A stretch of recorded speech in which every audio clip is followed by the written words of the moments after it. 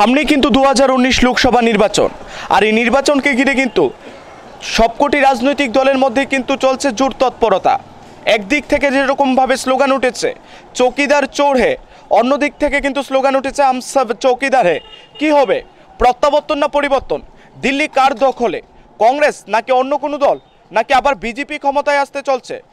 তা জানার জন্য কিন্তু আমাদের যে বিশেষ অনুষ্ঠান জনতা রায়, আর এই অনুষ্ঠান নিবেদন করছে আইএলএস হসপিটাল এবং সিটি লাইফ। আর আজ আমরা সোশ্যাল বাংলা টিম গ্রাউন্ড রিপোর্টে কিন্তু চলে এসেছি রাজনগর বিধানসভা, রাজনগর বাজার এবং মোটর স্ট্যান্ডে কিন্তু আমরা রয়েছি। আমাদের সাথে রয়েছে কিন্তু রাজনগর বিধানসভার সাধারণ নাগরিক থেকে ভোটার এবং এই এলাকার সাধারণ জনতা কিন্তু রয়েছে। প্রথমেই আমি আপনার কাছে দাদা চলে যাব, সামনে 2019 লোকসভা নির্বাচন জানেন? আচ্ছা, এই নির্বাচনে প্রত্যাবর্তন না পরিবর্তন, কি মনে হচ্ছে? প্রত্যাবর্তন। কেন প্রত্যাবর্তন কেন মনে হচ্ছে? আজকে যে 14 সালে যে প্রধানমন্ত্রী যে আমাদের ভারতবর্ষে যে কাজকর্ম করেছেন, এই কর্মের সুবাদে আমরা আবার প্রত্যাবর্তন চাইছি। আচ্ছা, বিরোধীরা তো বরাবর দাবি করছে যে এই বছর নাকি যে লোকসভা নির্বাচন, এই নির্বাচনে শাসক দল আর কেন্দ্রের ক্ষমতায় আসতে পারবে না, এই বিষয়ে কি বলবেন? কিভাবে আসবে তারা তো প্রতারণা ছাড়া মানুষের কাছে আর কিছুই নেই। তো কিভাবে তারা এই ভারতবর্ষে আবার প্রধানমন্ত্রী নিয়োগ করবে? আচ্ছা, আপনার কাছে চলে যাচ্ছে, আপনার কি মনে হচ্ছে প্রত্যাবর্তন না পরিবর্তন? প্রত্যাবর্তন হবে, সেটা আমরা ভারতবর্ষে সারা বিশ্বে মোদির কথা বলছে, সারা ভারতবর্ষে মোদির কথা বলছে সারা বিশ্বে। এবং গতবার চেয়ে এবারে আরও সিট বেড়ে যাবে। আর কংগ্রেস তো সারা জীবন বাটপারি করে গেল, ত্রিপুরা তো বাটপারি করছে। গত 13 সনে আমরা দেখলাম আপনার আয়া পড়ছে কংগ্রেস সরকার করব, দেখা গেল কি ওই মানিক সরকার আবার যুক্তি করিয়া যখন দিল্লিতে গিয়া সেটা 2 দিন 3 দিনের দিন আবার আইবার সময় কয় 51 সিট লিয়ে আমরা আইতে আছি।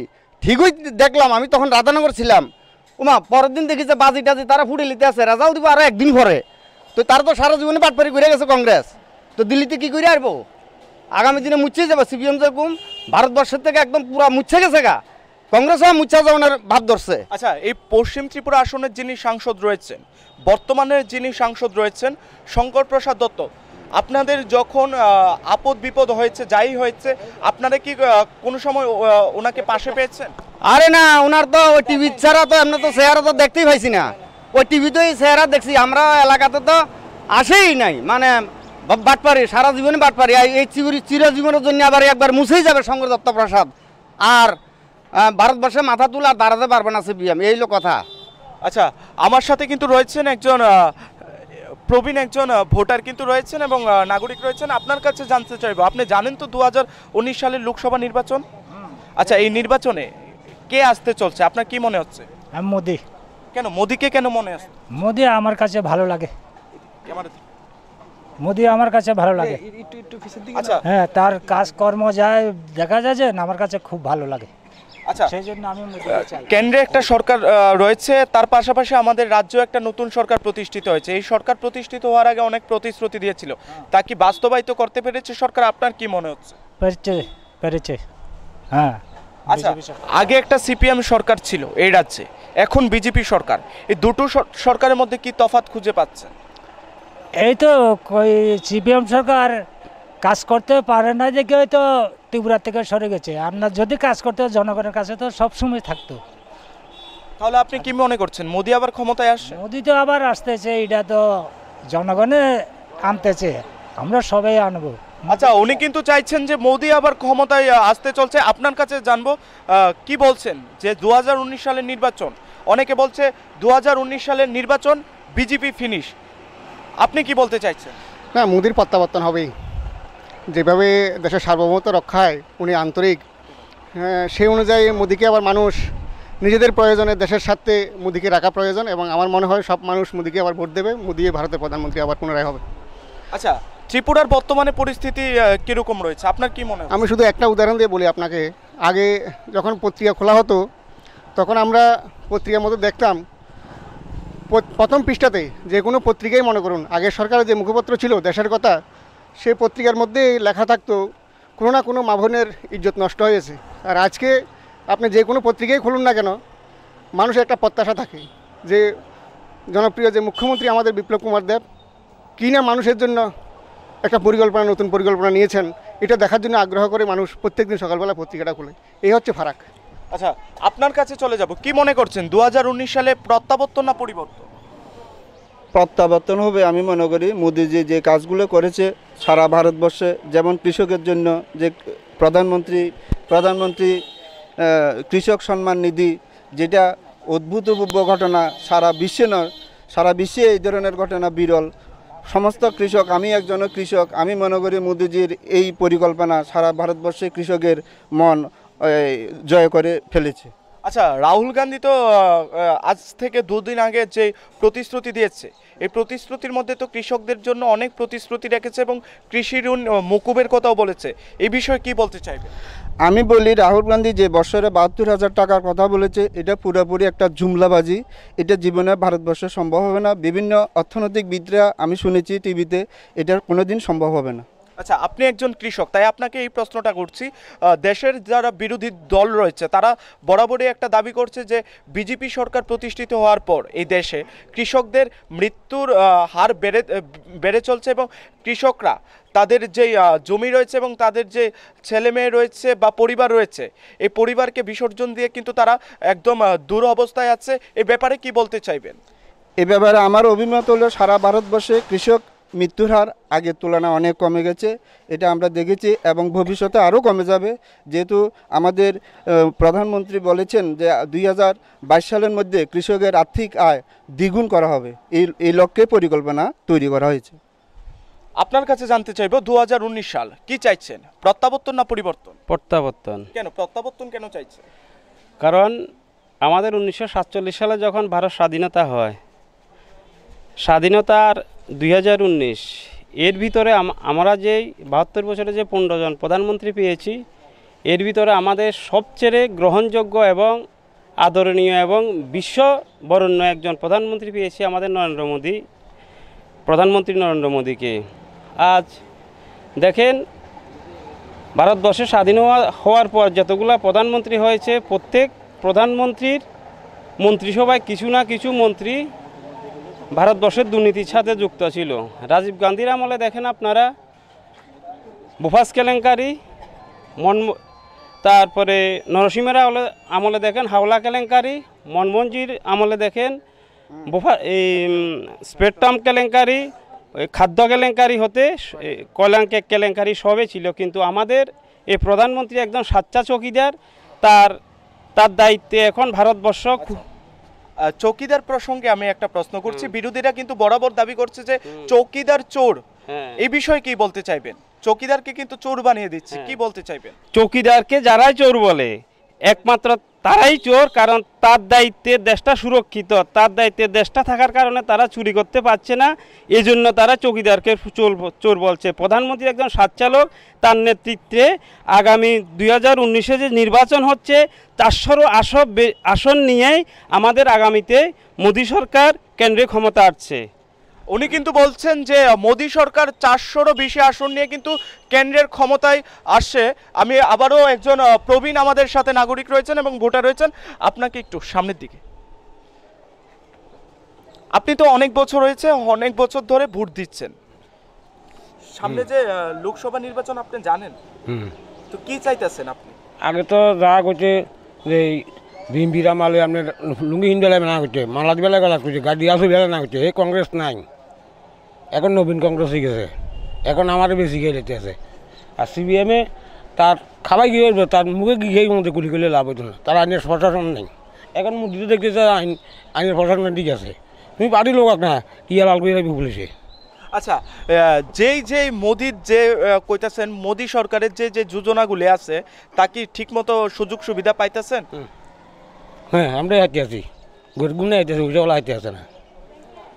আচ্ছা দাদা, আপনার কাছে চলে যাব, কি চাইছেন 2019 সাল কি চাইছেন, প্রত্যাবর্তন না পরিবর্তন? প্রত্যাবর্তন। কেন প্রত্যাবর্তন কেন চাইছেন? প্রত্যাবর্তন কারণ ভারতবর্ষে আমরা দেখছি 1947 সালে ভারত স্বাধীন হওয়ার পরে থেকে বিশেষ করে কৃষকের জন্য মোদী সরকার যা করেছেন, আজকে কংগ্রেস বলছে, রাহুল গান্ধী বলছে 72,000 বছরে দেবে। আরে এতদিন কোথায় ছিলেন উনি? ওনার কংগ্রেস কোথায় ছিলেন? আমরা আজকে 500 টাকা করে, অর্থাৎ আমরা বছরে যে ভাতাটা আমরা পাবো, কৃষকরা যারা আছে 1 কানি থেকে আরম্ভ করে 12.5 কানি পর্যন্ত যেই ভাতাটা আজকে নরেন্দ্র মোদী আমাদের দিতে শুরু করেছেন। সেই সুবাদে কৃষকরা আজকে স্বাবলম্বী। কৃষকে যে আমরা যে আজকে ত্রিপুরা রাজ্যে 17.5 টাকা করে কৃষক থেকে যে ধান ক্রয় করেছে, এটা বিশ্ব রেকর্ড করেছে। ভারতের এই স্বাধীনতার সংগ্রামের পর, স্বাধীনতার পর এই প্রথম 17.5 টাকা করে ত্রিপুরাতে এক কেজি ধান FCS এর মাধ্যমে কিনছে এবং আমাদের কিনবে। তাই আমরা চাইছি আবার যাতে মোদী সরকার এই 400 সিট নিয়ে ভারতবর্ষে আবার পার্লামেন্ট গঠন করে, তার জন্য আমরাও ত্রিপুরাতে আমাদের প্রতিনিধি প্রতিমা ভূমিকে বিপুল ভোটে আমরা সেই পার্লামেন্টে পাঠাবো, এটাই আমাদের প্রত্যাশা। উনি কিন্তু বলছেন যে বিপুল ভোটে প্রতিমা ভূমিকে পার্লামেন্টে পাঠাবে। এখন আমাদের সাথে আরেকজন প্রবীণ নাগরিক রয়েছেন এবং ভোটার রয়েছেন। আপনি একটু সামনের দিকে চলে আসুন। কি চাইছেন সামনে যে নির্বাচন, জানেন তো কি চাইছেন? মানে মোদিকেই চাইছেন না অন্য কাউকে চাইছেন? মোদিকে চাইছি। কেন মোদিকে কেন চাইছেন?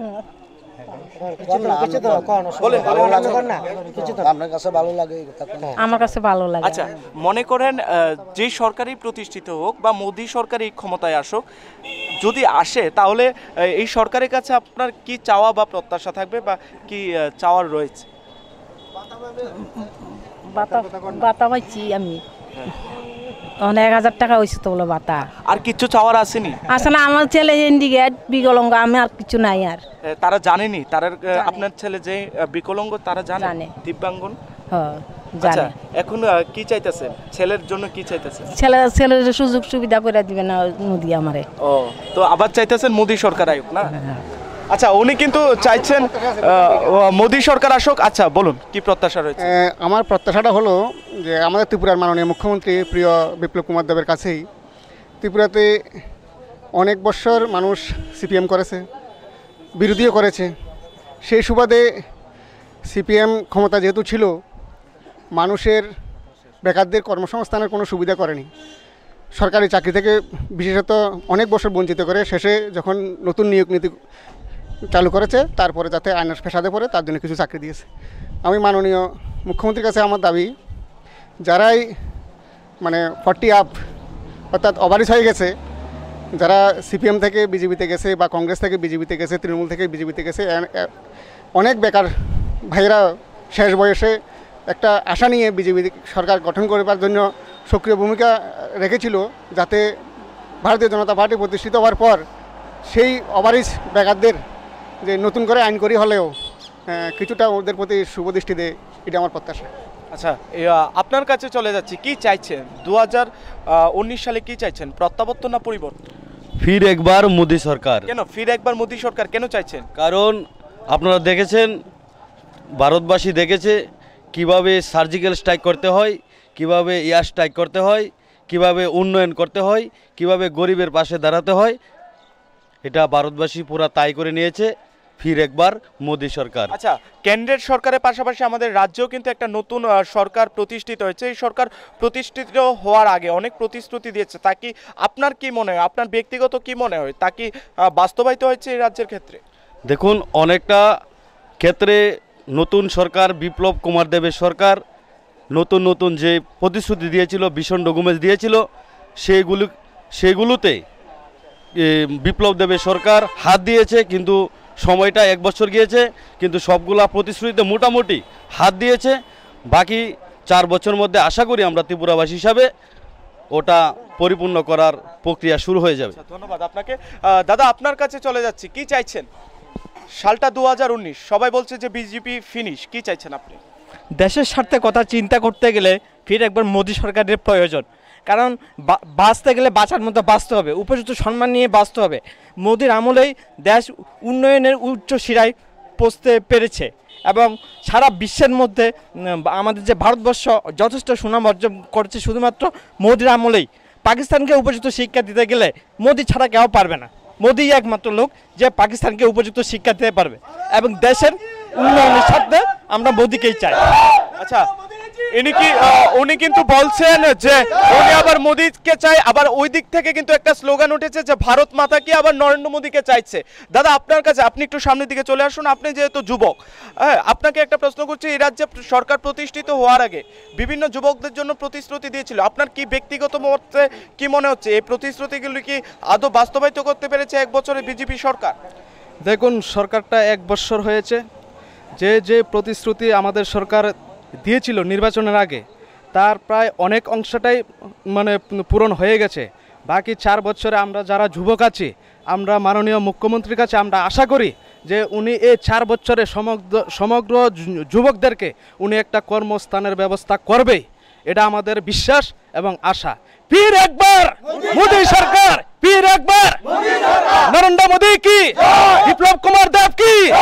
কিন্তু আপনি যে স্লোগান দিচ্ছেন ফির একবার মোদী সরকার, কিন্তু বিরোধীরা বলছে আর মোদী আসবে না এই দেশে, কি বলতে চাইছেন আপনি? সব জুমলাবাজি, ওরা মানুষকে মিথ্যে কথা বলে বঞ্চনা করছে।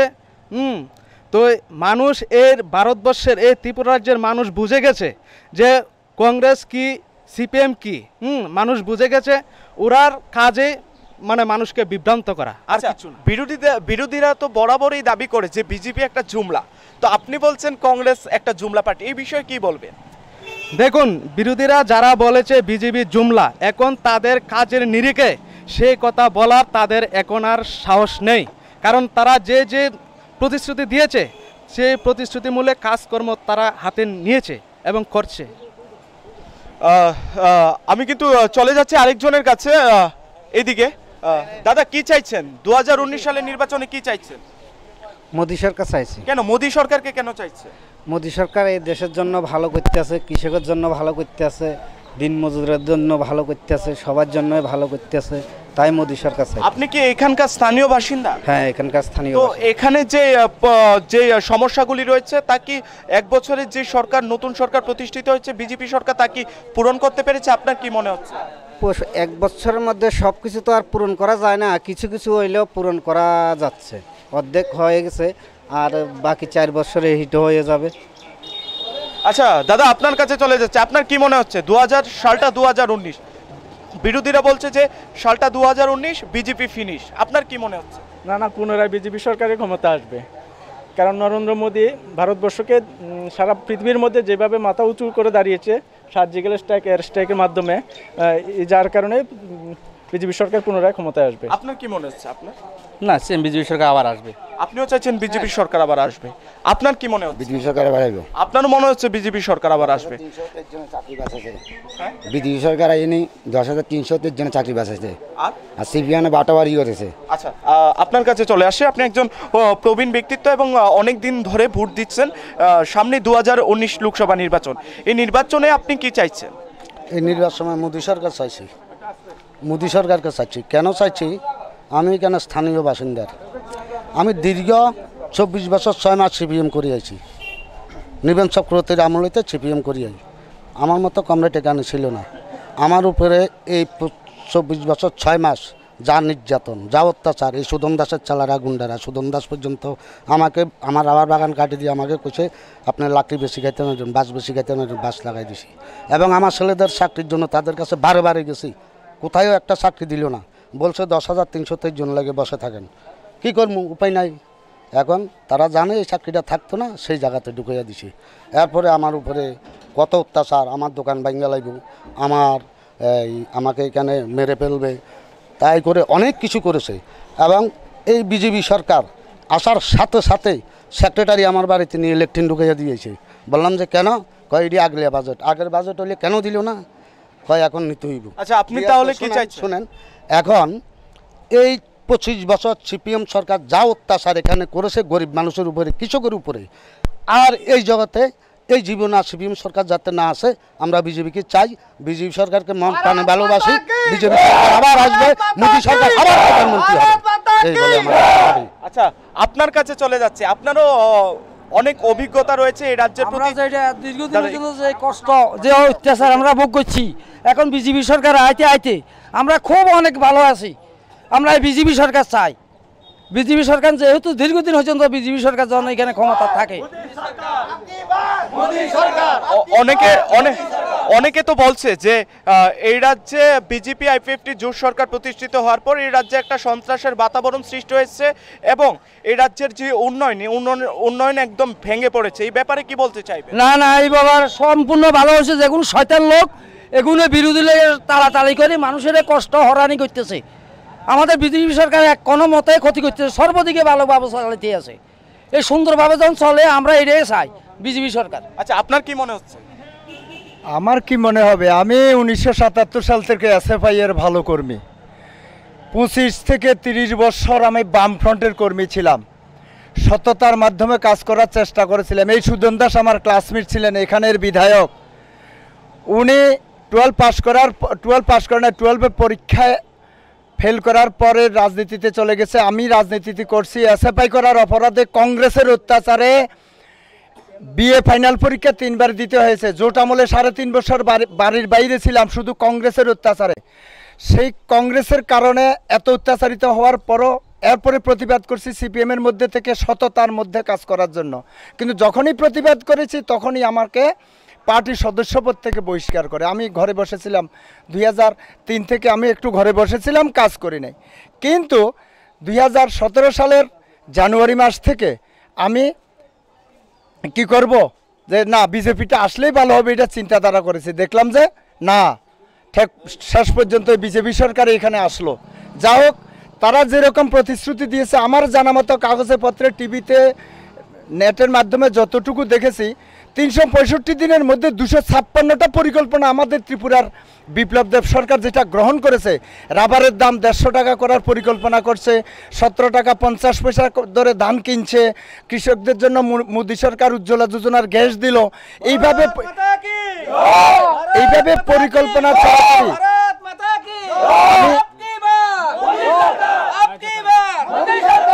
আমি যতটুকু দেখি 256টি পরিকল্পনা আমি বলতে পারবো না। কেন্দ্রীয় সরকার যেভাবে আয়ুষ্মান ভারতের মাধ্যমে আয়ুষ্মান প্রকল্প যেটা করেছে, আগে ভারত সরকার এখানে একটা প্রকল্প তৈরি করেছিলেন, 30,000 টাকা একটা কার্ড দিত, স্মার্ট কার্ড, ওটার মাধ্যমে চিকিৎসার সুযোগ পেত। বর্তমান মোদী সরকার সেটাকে প্রত্যেকটা ব্যক্তির জন্য 5 লক্ষ টাকা করে বাড়িয়ে দিলেন। এছাড়া কৃষি বিমা যোজনা আর কৃষকদের সম্মান নিধি, এক ভারতবর্ষের ইতিহাসে 72 বছর স্বাধীনতার পর 72 বছর পরেও কৃষকের সম্মান করার জন্য ভারতবর্ষে এমন কোনো প্রধানমন্ত্রী তৈরি হয়নি। নরেন্দ্র মোদীর আমলে যেটা দেখতে পেলাম, কৃষক সম্মান নিধি বৎসরে 6,000 টাকা প্রত্যেকটা কৃষকের জন্য দিবে ঘোষণা করেছে। এই প্রথম ঘোষণা করার সঙ্গে সঙ্গে কয়েকদিনের মধ্যে বলল কাগজপত্র জমা দেওয়ার জন্য। আমি নিজেও কাগজপত্র জমা দিয়েছি, দেখা গেলো আমার 2,000 টাকা ঢুকে গেছে। ব্যাপার কি 6,000 টাকা ভালোভাবে বুঝছিলাম না আমি, যে 6,000 টাকার মধ্যে 2,000 টাকা কেন ঢুকলো। তখন অন্যদেরকে জিজ্ঞাসা করলাম, জানলাম যে না, ঘটনাটা এরকম না, 6,000 টাকাই দেবে 3 কিস্তিতে, 4 মাসে 2,000 করে 6,000 টাকা দেবে। আমি খুব খুশি হলাম। আমি একজন কৃষিজীবী, সাধারণ গ্রামের গরিব মানুষ। একটু আগে আমি এখানে, আমার এক মামার বাড়ি আছে, এই মামার বাড়িতে গেলাম, আশেপাশে বাড়িগুলো দেখলাম। এখানে সুদন দাসের বাড়ি, উনি একজন বিধায়ক, 1993 সাল থেকে বর্তমানেও বিজেপি সরকার আছে, বর্তমানেও তিনি বিধায়ক। কিন্তু আশেপাশে যত বেশি গরিব মানুষ রাজনগর অঞ্চলে আমি দেখতে পাচ্ছি, আমার এটা ভাবার অতীত। কারণ বিধায়কের এরিয়া, তারা কোটিপতি হলেন, সুদন দাস কোটিপতি হলেন, সুদন দাসের ভাই ভজন দাস কোটিপতি হলেন, আর সুদন দাসের ভাই সাধন দাস বিলোনিয়া জগন্নাথ বাড়ির পিছনে 1 কোটি টাকা দিয়ে সেখানে জায়গা কিনতে পারে। আমি বিএ পাস, 1988 সালে বিএ পাস করার কথা, 90 সালে বিএ পাস করতে হয়েছে এই এসএফআই করতে করতে। আর আমার অবস্থা খুবই শোচনীয়। আমি বর্তমানে রেগার কাজ আর কৃষিকাজ ছাড়া দ্বিতীয় কোনো আর পন্থা নেই। সুতরাং আবার মোদী সরকার খুবই দরকার ভারতবর্ষ রক্ষার জন্য, সার্বভৌমত্ব রক্ষার জন্য। ভারতবর্ষে একমাত্র সরকার মোদী সরকার। উনি কিন্তু বলছেন যে এই এলাকার যিনি বিধায়ক রয়েছেন, বর্তমানেও যিনি সিপিএমের বিধায়ক রয়েছেন সুদন দাসের উপর কিন্তু উনি দোষারোপ করছেন এবং সুদন দাসকে কিন্তু উনি দায়ী করছেন এই এলাকার অবনতি এবং উন্নতির ক্ষেত্রে বাধা দেওয়ার জন্য। উনি কিন্তু বলছেন যে সুদন দাস এই এলাকার জন্য কোনো কাজ করেনি এবং নিজের বিধানসভা এলাকাতেও তিনি গরিব মানুষকে কিন্তু গরিবেই পরিণত করে রেখেছে এত বছর ধরে। দাদা, আপনার কাছে জানবো, আপনি কি চাইছেন 2019 সালে? মোদী সরকার। কেন মোদী সরকারকে কেন? মোদী সরকার ভারতবর্ষ রক্ষা করতে হলে মোদী সরকার। আচ্ছা, আগে কি ভারতবর্ষ রক্ষিত ছিল না? আসিল, উগ্রবাদী ছিল, আল কায়দা ছিল, কাশ্মীরে সমস্যার সমাধান করতে পারে নাই, পাকিস্তানের লগে পাকিস্তানের দমাইতে পারে নাই, মোদী সরকার একমাত্র পারবে পাকিস্তানকে দমাইতে। আচ্ছা, আপনি বলছেন মোদী সরকার পারবে একমাত্র পাকিস্তানকে দমাতে। আরেকজন নাগরিক রয়েছে আমার সাথে, প্রবীণ ভোটার রয়েছে, আপনি একটু সামনের দিকে চলে আসুন। আপনি তো জানেন সামনে 2019 লোকসভা নির্বাচন, এই নির্বাচনে আপনি কি চাইছেন? বিজেপি সরকার। কেন বিজেপিকে কেন চাইছেন? বিজেপি আসাতে আজকে 1 বছরে যেই একটা মানে ত্রিপুরা স্টেটে যেই একটা উন্নতের মানে দ্বারা চলছে, আজকে মানে 70 বছরের মধ্যে ওই ধরনের উন্নত কোনো দ্বারা চলে নাই। আর গত যেই বামপন সরকার একটা ছিল, বামপন সরকারের বিধায়করা মন্ত্রীরা নিজেরা ঘর বাড়ি বিল্ডিং, হ্যাঁ, 2 তলা 3 তলা 4 তলা করতে হতো, সাধারণ মানুষকে বোকা বানাইয়ে, হ্যাঁ, এক মুঠো মুড়ি নিয়ে এই 6 কিলোমিটার 10 কিলোমিটার মিছিল, আর সারা বছর কেবল শুধু খালি চাঁদা চাঁদা চাঁদা ক্যাটারবাজি, এছাড়া আর কিছুই ছিল না ত্রিপুরার বুকে। 25 বছরে সাধারণ মানুষকে আরও নিচে নামাইয়া দিছে এই বামপন সরকার। গত 25 বছরে যেই বিধায়করা এক করা জায়গা জমি ছিল না, তারা আজকে কোটি কোটি টাকার মালিক, আর সাধারণ মানুষ আজকে না খাইয়ে মানে দিন কাটাতে হচ্ছে। আজকে 1 বছর বিজেপি সরকার ত্রিপুরাতে প্রতিষ্ঠিত হয়েছে, খুব ভালো উন্নত হয়েছে এবং রেজাল্ট ঠিক মতো পাইতেছে। অন্যান্য পরিচালনা প্রধানমন্ত্রীর যে যোজনাগুলি রয়েছে, যে প্রকল্পগুলি রয়েছে কেন্দ্রীয় সরকারের, সেগুলি কি আপনি সঠিকভাবে সুযোগ সুবিধা পাচ্ছেন? ওগুলো একদম সঠিক। আমিও আমার অল্প কিছু জায়গা ওইটা দিয়ে আমিও 2000 টাকা পেয়েছি। আপনি কোথাকার বাসিন্দা? এখানের স্থানীয় বাসিন্দা। এই রাজনগরের যে শান্তি সম্প্রীতি, আগে যে বামফ্রন্ট সরকার ছিল তারা বলতো যে শান্তি সম্প্রীতি উন্নয়ন তাদের মেন স্লোগান ছিল। এই শান্তি সম্প্রীতি উন্নয়ন এখন বর্তমানে বিজেপি সরকার চলছে, এখনো কি তা রয়েছে নাকি উশৃঙ্খল পরিবেশ সৃষ্টি হয়ে রয়েছে এই রাজনগর? তো এখন একটা শুনল নেই, পরিস্থিতি ভালো। আগে তো পরিস্থিতি এমনই খারাপ ছিল, আমরা বাজারে হয়তো তো মানে বই পেতাম বাড়ি ফিরে যাবো কিনা। এখন তো খুব আমরা আনন্দে চলাফেরা করতেছি, মা বোনেরা নির্বিঘ্নে চলাফেরা করতেছে। আগে তো একটা স্কুল ছাত্রী, বয়স্ক একটা স্কুল ছাত্রী স্কুলে গেলে সে বিরা বাড়িতে যাবে কিনা কোনো গ্যারান্টি ছিল না। এখন তো অন্ধকারে সে চলাফেরা করতে পারে, কেউ কোনো অসুবিধা ঘটে না, আমরা যতটুকু দেখতেছি। উনি কিন্তু বলছেন ওনার যে এলাকা রাজনগর বিধানসভা এলাকা, এখানে কিন্তু শান্তিপূর্ণভাবেই রয়েছে এই এলাকা এবং আগের তুলনায় কিন্তু বেশ ভালো রয়েছে ওনারা। আমি আপনার কাছ থেকে জানতে চাইবো 2019 সালের নির্বাচনে কাকে চাইছেন আপনি? 2019 সালের নির্বাচনে মোদী সরকারকে চাই। কেন মোদী সরকারকে কেন চাইছেন? শান্তি সম্প্রীতি এবং উন্নয়নের স্বার্থে। বিরোধীরা তো বরাবর দাবি করছে এই 1 বছরে বিজেপি আইপিএফটি জোট সরকার ক্ষমতায় আসার পর শান্তি সম্প্রীতি নাকি উড়ে গেছে এবং অশান্তির পরিবেশ সৃষ্টি হয়েছে এই রাজ্যে। আপনি কি বলতে চাইবেন? তা সম্পূর্ণ মিথ্যা কথা। আমরা দীর্ঘদিন দেখছি প্রত্যেকটা নির্বাচনের পরে প্রত্যেকটা এলাকাতেই বিশৃঙ্খল পরিস্থিতি এবং অশান্তি সৃষ্টি হতো, কিন্তু এবার নির্বাচনের পরে ত্রিপুরা রাজ্যে কোথাও কোনো অশান্তি সৃষ্টি হয় নাই। তাহলে বিরোধীদের যে অভিযোগ তা সম্পূর্ণ মিথ্যা। আচ্ছা দাদা, আপনার কাছে শেষ একটা প্রশ্ন, সেটা হচ্ছে আগে ছিল কংগ্রেসের নেতৃত্বাধীন ইউপিএ সরকার, এখন বর্তমানে চলছে বিজেপির নেতৃত্বাধীন এনডিএ সরকার। এই দুটো সরকারের মধ্যে কি তফাৎ বা ফারাক রয়েছে আপনার কি মনে হয়? ওই তো এতক্ষণ পর্যন্ত যতজনের কাছ থেকে আপনি জানতে চাইলেন সবাই একই কথা বলল, মোদি ছাড়া ভারতবর্ষকে রক্ষা করতে পারবে না। আর ত্রিপুরা তো যে অবস্থা, আপনার ওই 13,000 কোটি টাকা ঋণ থুয়ে গেছে, এরপর ঋণ থুইয়া গেছে, এরপরও বিপ্লব দেব যে কৃষকের জন্য যে চিন্তাধারা, এই যে স্বাধীনতার পর এই প্রথম 70 বছরের পর এই প্রথম কৃষকেরা সামথিং একটা সম্মান বিজেপি সরকার করেছে। এটা আমরা বিজেপি সরকার মানে সাহায্য করেছে সেরকম না, ভাতাও না, একটা সম্মান কৃষকদের এই প্রথম।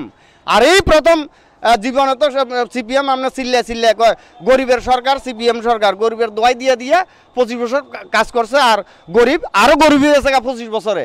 এতদিনে এই 1 বছরে কিছু একটা গরিবের একটু শ্বাস ফলাইতে পারছে। আচ্ছা আমরা কিন্তু একজন যুবক ভাইকে পেয়ে গেছি। ভাই একটু আসছি আপনার কাছে। বলছিলাম যে বিজেপি আইপিএফটি জোট সরকার এই রাজ্যে প্রতিষ্ঠিত হওয়ার আগে অনেক প্রতিশ্রুতি দিয়েছিল, তা কি বাস্তবায়িত হয়েছে? তোমার কি মনে হচ্ছে? হ্যাঁ হচ্ছে। এটা কিভাবে হচ্ছে? তুমি কি স্মার্টফোন পেয়েছো? বিজেপি কিন্তু প্রতিশ্রুতি দিয়েছিল ক্ষমতায় আসলে যুবকদের স্মার্টফোন দেওয়া হবে, কি বল? এখনো দেয়নি, দিবে।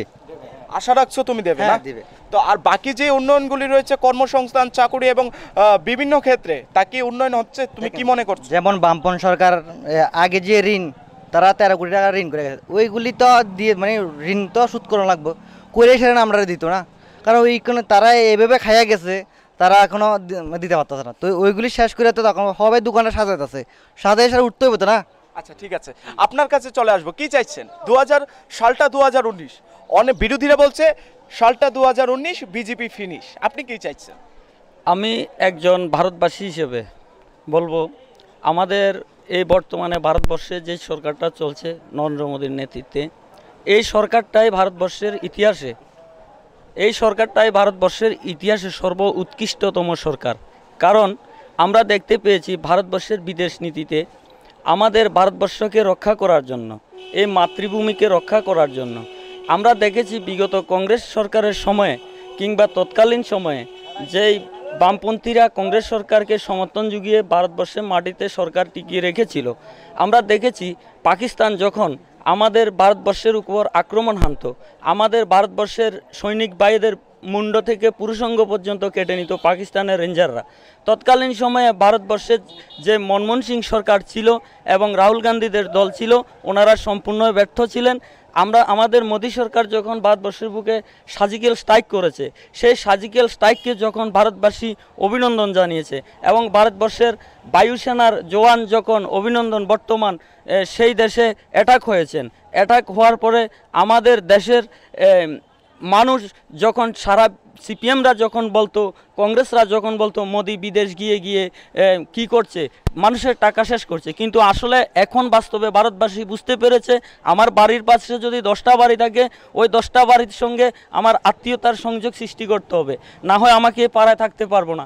এই কারণে মোদি সারা বিশ্বে যখন একটা আত্মার আত্মীয়তা সৃষ্টি করেছেন, সেই সৃষ্টি থেকে সারা বিশ্ব হুঁশিয়ারি করে জানান দিয়ে দিয়েছে পাকিস্তানের যিনি বর্তমান প্রধানমন্ত্রী ইমরান খান, ওনাকে হুঁশিয়ারি দিয়ে দিয়েছেন যে যাতে ভারতবর্ষের মাটিতে অভিনন্দন বর্তমানকে 48 ঘন্টার ভিতরে ফিরিয়ে আনা সম্ভব হয়েছে। কিন্তু আমরা দেখেছি বিগত দিনে মনমোহন সিং সরকারের সময়ে সবরজিৎ সিং যখন পাকিস্তানের কারাগারে বন্দী ছিল, সেই সবরজিৎ সিংকে আমরা 25 বছর পর ভারতবাসী মৃত এনেছি।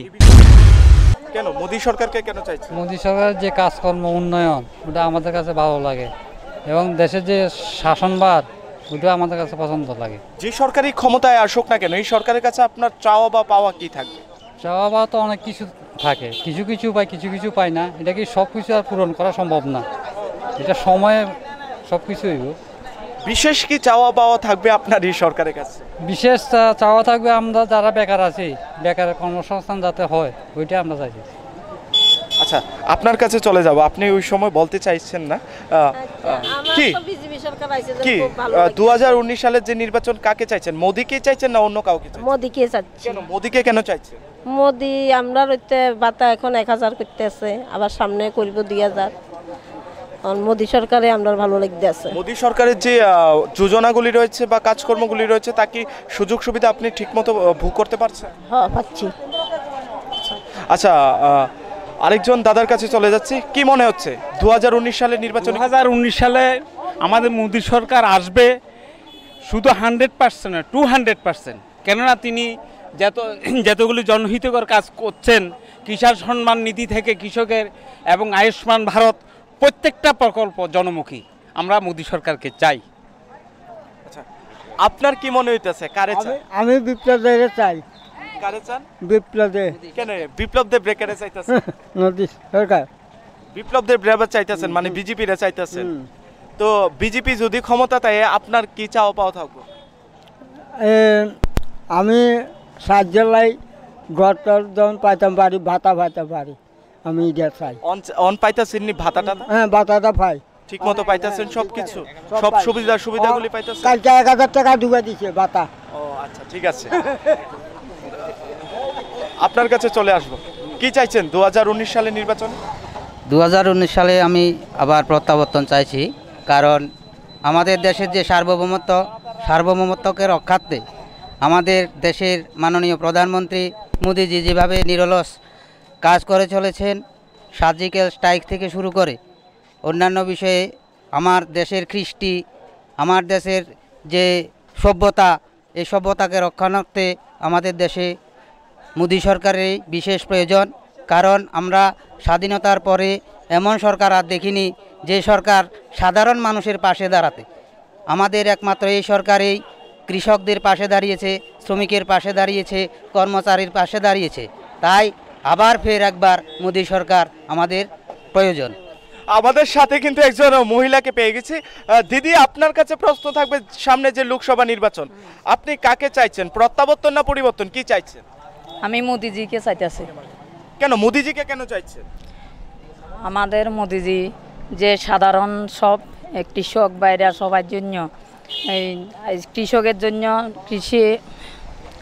কৃষক সম্মান নিধি সব কিছু চালু করেছে এবং বিভিন্ন দিক দিয়ে আমাদের এই যে গরিব শ্রেণীর লোক, যেমন আমরা দীর্ঘ এই 25 বছর দেখছি, তারা আর যে কোনো কিছু একটা লেফটিন ভাইতে হইলে বা একটা ঘর ভাইতে হইলে তাদের লাইনে আমাদের দীর্ঘ বছর হাঁটতে হতো।